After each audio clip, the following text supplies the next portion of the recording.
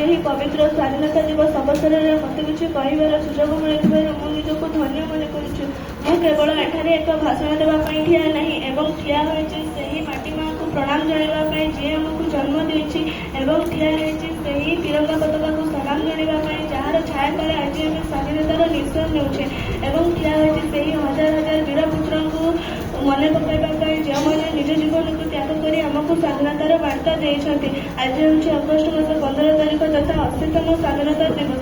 आम देश 1947 मसीहा अगस्ट मास 15 तारिख दिन ब्रिटिश मान स्वाधीनता हासिल करते। स्वाधीनता पछरे रही असंख्य लुह असंख्य बलिदान असंख्य त्याग कहानी।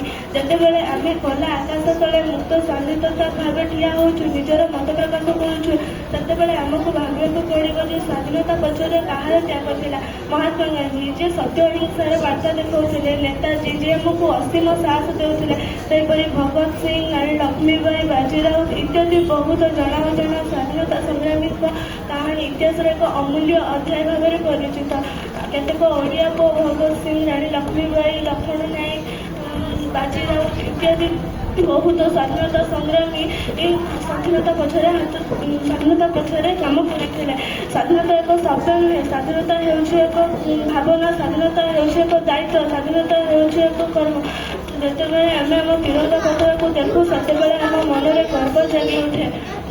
गेरुआ रंग जी आमको त्याग और साहस देखाई थाए धला रंग जी आमको शांति और सत्य देखाई थाए और सबुज रंग जी आमको असीम साहस देखाई थाए सेहीपरि अशोक चक्र जी जीवन में केवे अटकिबा नहीं बोली शिखाई थाए से आज शिशु कालीर भविष्य रूप में परिचित। आम आज सर्वप्रथम आम माटी माँ को प्रणाम जनाइबा सुरक्षा रक्षा करवा समस्त जाति धर्म वर्ण को संस्कृति को आम सम्मान देवा।